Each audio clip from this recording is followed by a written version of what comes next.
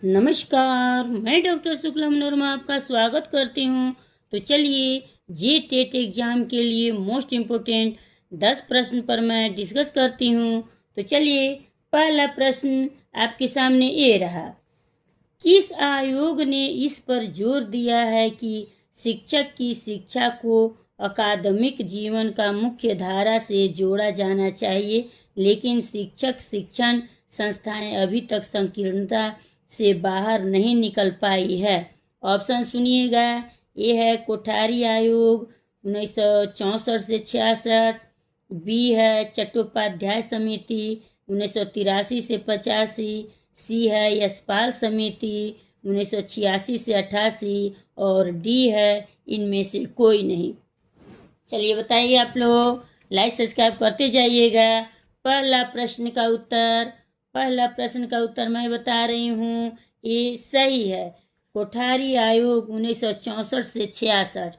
अब दूसरा प्रश्न आपके सामने ये रहा।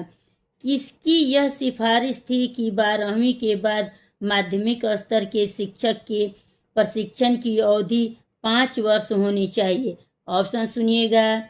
ए है चट्टोपाध्याय समिति 1983 से 85, बी है कोठारी आयोग 1964 से 66, सी है यशपाल समिति 1993 से 95 और डी है राजपूत समिति 1995 से 97।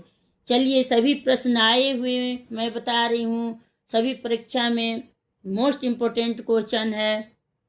चलिए बताइए दूसरा प्रश्न का उत्तर मैं बता रही हूँ, ये सही है। चट्टोपाध्याय समिति 1983 से 85। अब तीसरा प्रश्न आपके सामने ये रहा। बच्चा किस अवस्था में पर्यावरण से प्रभावित होने लगता है? ऑप्शन सुनिएगा।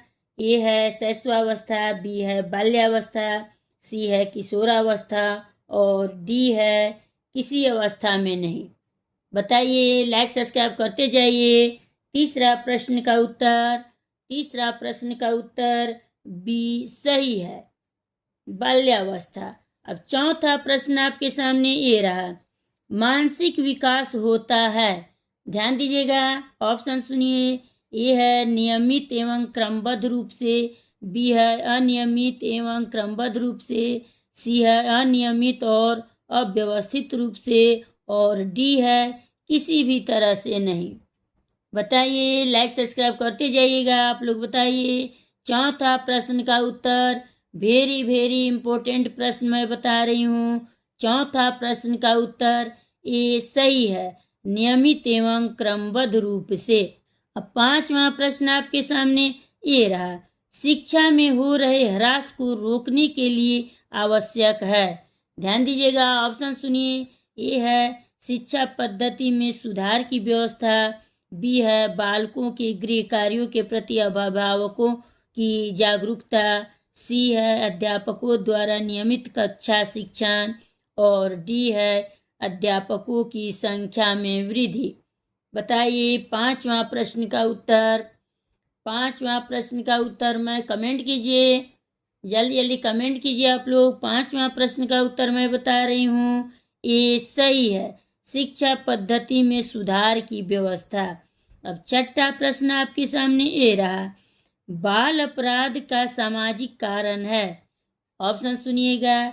ए है जन्मजात संवेगात्मक अस्थिरता, बी है निम्न बुद्धि लब्धि, सी है माता पिता का मानसिक असंतुलन और डी है विशेष प्रकार की शारीरिक रचना। बताइए आप लोग, कमेंट कीजिए। छठा प्रश्न का उत्तर मैं बता रही हूँ, बी सही है, निम्न बुद्धि लब्धि। सातवां प्रश्न आपके सामने ये रहा। आपके अध्यापक कार्य इसलिए चुना कि, ऑप्शन सुनिएगा, ध्यान दीजिए आप लोग, ऑप्शन सुनिए। ए है आपकी पठन पाठन में रुचि है, बी है इस व्यवस्था में छुट्टियां खूब मिलती है, सी है इसमें काम का बोझ बहुत कम होता है और डी है ट्यूशन करके खूब धन कमाने की गुंजाइश है। बताइए आप लोग, लाइक सब्सक्राइब करते जाइएगा। सातवां प्रश्न का उत्तर मैं बता रही हूँ, ये सही है, आपकी पठन पाठन में रुचि है। अब 8वां प्रश्न आपके सामने ये रहा, आपकी राय में अच्छे माता पिता वे हैं जो अपने बच्चों को देते हैं। ऑप्शन सुनिए, ए है आवश्यकता अनुसार धन और सुविद्या, बी है उनकी आवश्यकताओं की सभी वस्तुएं, सी है अच्छा भोजन और वस्त्र, और डी है नियमित रूप से अपना कुछ समय और स्नेह। बताइए आप लोग, लाइक सब्सक्राइब करते जाइएगा। 8वां प्रश्न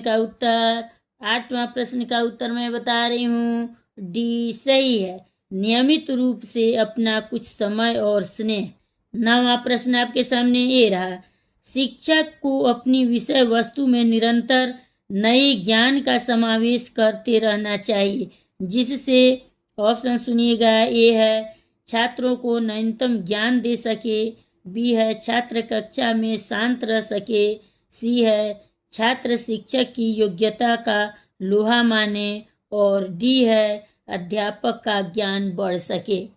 बताइए आप लोग, कमेंट कीजिए। 9वां प्रश्न का उत्तर ए सही है, छात्रों को नवीनतम ज्ञान दे सके। अब 10वां और लास्ट प्रश्न है, आप लोग ध्यान दीजिएगा।